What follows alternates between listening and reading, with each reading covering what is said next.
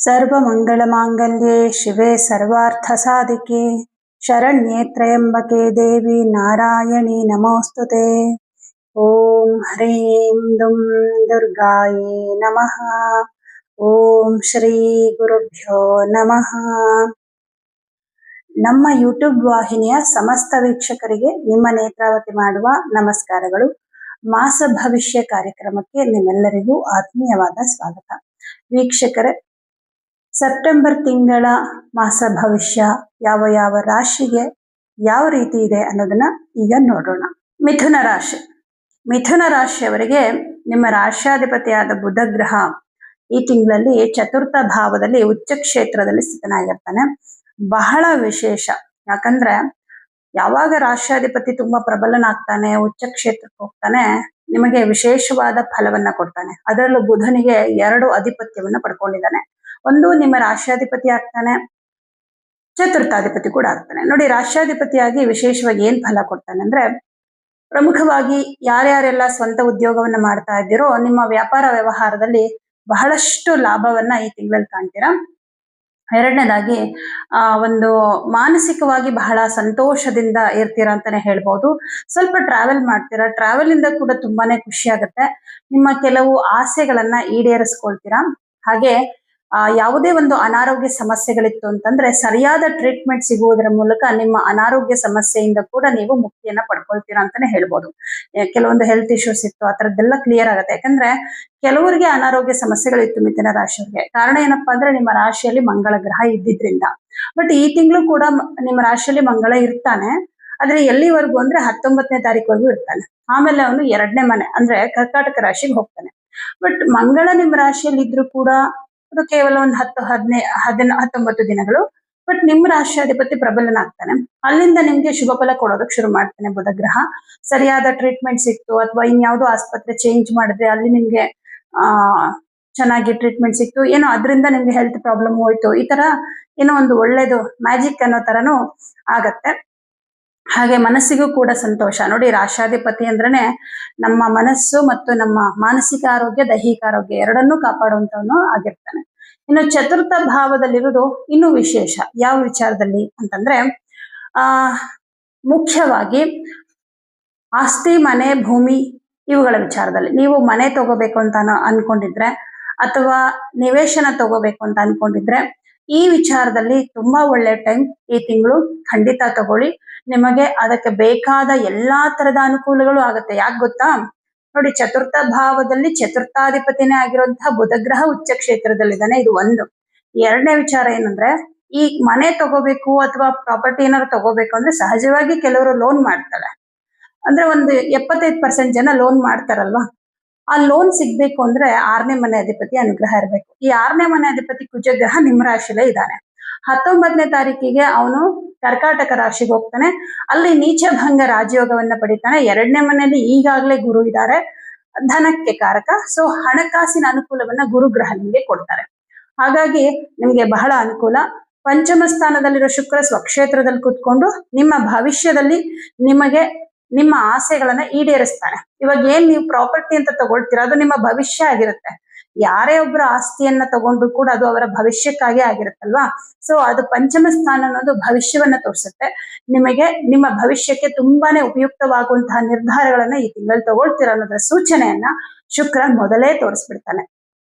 ಇದೆಲ್ಲದರ ಕಾರಣದಿಂದ ತುಂಬಾ ಒಳ್ಳೆ ಟೈಮ್. ಹಾಗೆ ಪಿತ್ರಾರ್ಜಿತ ಆಸ್ತಿಯ ವಿಚಾರದಲ್ಲಿ ಏನೋ ಸ್ವಲ್ಪ ಸಮಸ್ಯೆ ಇದೆ. ನೋಡಿ, 9ನೇ ಮನೆ ಅಧಿಪತಿ ನಿಮ್ಗೆ ಶನಿಗ್ರಹ, ಅವನ ಮೇಲೂ ಕೂಡ ಚತುರ್ಥಾಧಿಪತಿಯ ದೃಷ್ಟಿ ಇದೆ. ಏನೋ ಸ್ವಲ್ಪ ಪಿತ್ರಾರ್ಜಿತ ಆಸ್ತಿ ವಿಚಾರದಲ್ಲಿ ಪ್ರಾಬ್ಲಮ್ ಇದೆ. ಅದನ್ನ ಬಗೆಹರಿಸ್ಕೋಬೇಕು. ಕಾನೂನಾತ್ಮಕವಾಗಿ ಬಹಳ ಕಷ್ಟ ಪಡ್ತಾ ಇದ್ದೀರಾ ಅಂತಿದ್ರೆ ಆ ವಿಚಾರದಲ್ಲಿಯೂ ಕೂಡ ಆ ಸಮಸ್ಯೆ ಕೂಡ ಬಗೆಹರಿಯುವಂತಹ ಸಾಧ್ಯತೆಗಳು ಬಹುಪಾಲು ಇದೆ ಈ ತಿಂಗಳಲ್ಲಿ. ಸೊ ಆ ವಿಚಾರದಲ್ಲಿ ಏನೇ ಪ್ರಯತ್ನ ಇದ್ರೂ ಕೂಡ ಲೇಟ್ ಮಾಡಬೇಡಿ. ಪ್ರಯತ್ನವನ್ನ ಹಾನೆಸ್ಟ್ ಆಗಿ ಮಾಡಿ. ನಿಮ್ಗೆ ಅಂತಹ ಸಮಸ್ಯೆ ಕೂಡ ನಿಮ್ಗೆ ಸಾಲ್ವ್ ಆಗುತ್ತೆ. ಆಸ್ತಿ ವಿಚಾರದಲ್ಲಿ ಮಾತ್ರ ಅದ್ಭುತವಾದ ಸಮಯ ನಿಮ್ಗೆ. 2ನೇ ಮನೆಯಲ್ಲಿ ಗುರು ಕುತ್ಕೊಂಡಿರೋದ್ರಿಂದ ವ್ಯಾಪಾರದಲ್ಲಿ ಅಭಿವೃದ್ಧಿ. ಅದರಲ್ಲೂ ಕೂಡ ಈ ಪಾಲುದಾರಿಕೆಯಲ್ಲಿ ಬಿಸ್ನೆಸ್ ಮಾಡ್ತಾರವ್ರಿಗೆ ವ್ಯಾಪಾರದಲ್ಲಿ ಇನ್ನೂ ಹೆಚ್ಚಿನ ಲಾಭವನ್ನ ನೀವು ಕಾಣ್ತೀರಾ ಅಂತ ಹೇಳ್ಬೋದು. ಪಂಚಮಾಧಿಪತಿ ಶುಕ್ರ ಪಂಚಮದಲ್ಲೇ ಇದ್ದಾನೆ.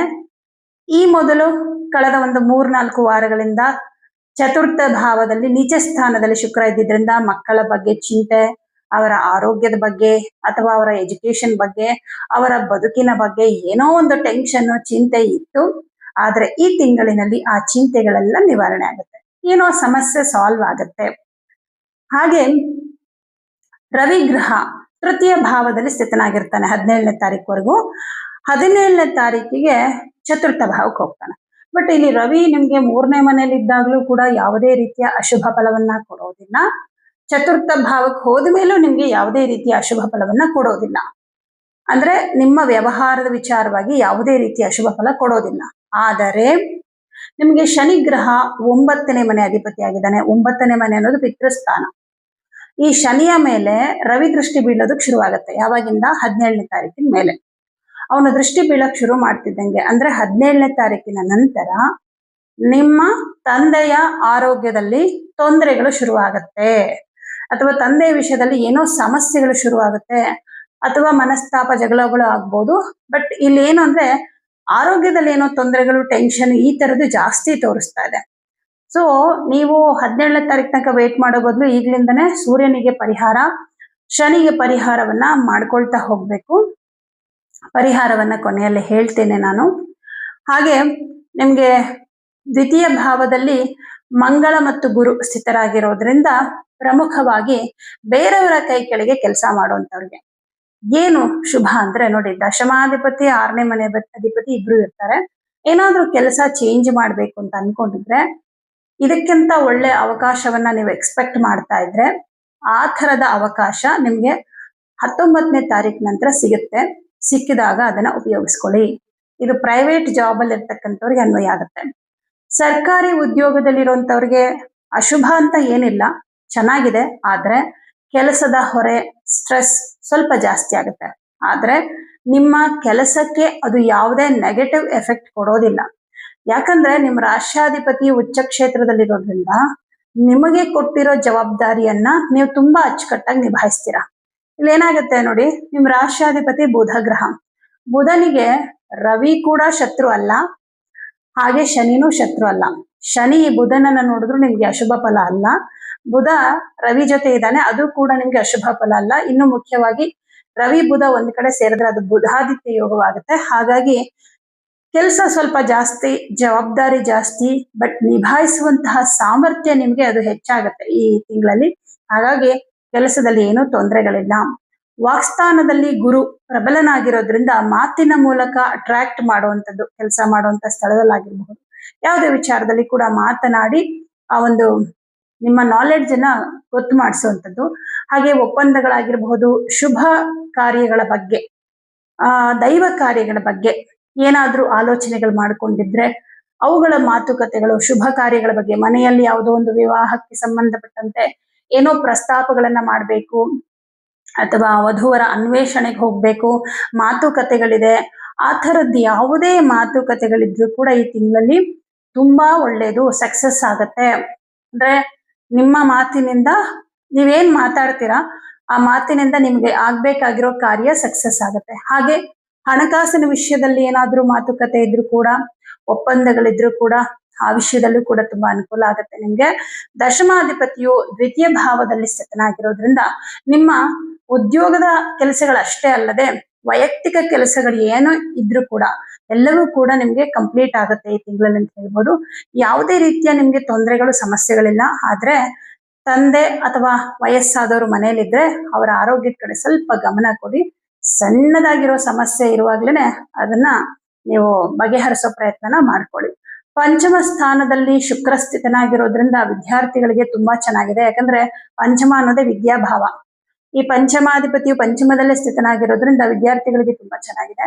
ವಿಶೇಷ ಏನಪ್ಪಾ ಅಂದ್ರೆ ಈ ಕಲೆಗೆ ಸಂಬಂಧಪಟ್ಟಂತೆ ಸಂಗೀತ, ನೃತ್ಯ, ನಾಟಕ ಅಥವಾ ಕ್ರೀಡೆ ಆಗಿರಬಹುದು, ಈ ತರ ಯಾವುದೇ ಒಂದು ಕ್ಷೇತ್ರದಲ್ಲಿ ಹೆಸರು ಮಾಡ್ತಾ ಇರುವಂತವ್ರಿಗೆ ವಿಶೇಷ ಅವಕಾಶಗಳು ಸಿಗುವ ಸಾಧ್ಯತೆ ಇದೆ ಈ ತಿಂಗಳಲ್ಲಿ.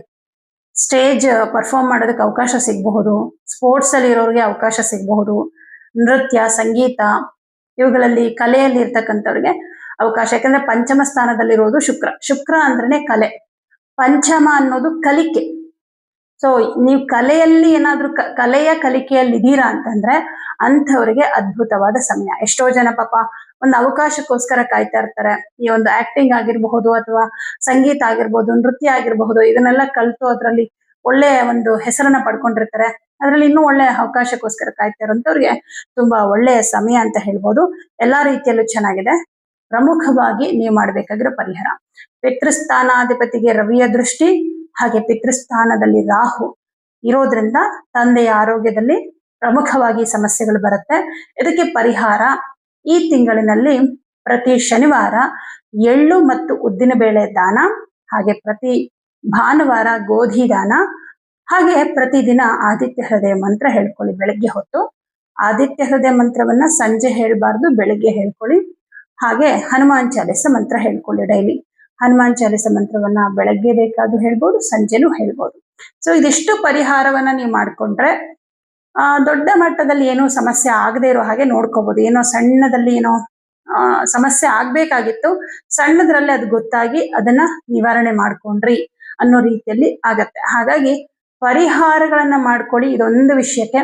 ಉಳಿದಂತೆ ಎಲ್ಲಾ ಗ್ರಹಗಳು ನಿಮ್ಗೆ ಶುಭ ಫಲ ಕೊಡ್ತಾ ಇರೋದ್ರಿಂದ ಮಿಥುನ ರಾಶಿಯವರಿಗೆ ಈ ತಿಂಗಳು, ಈ ಒಂದು ಸೆಪ್ಟೆಂಬರ್ ತಿಂಗಳು ತುಂಬಾನೇ ಶುಭದಾಯಕವಾದಂತಹ ತಿಂಗಳು ಅಂತ ಹೇಳ್ಬೋದು. ಎಲ್ಲರಿಗೂ ಶುಭವಾಗಲಿ.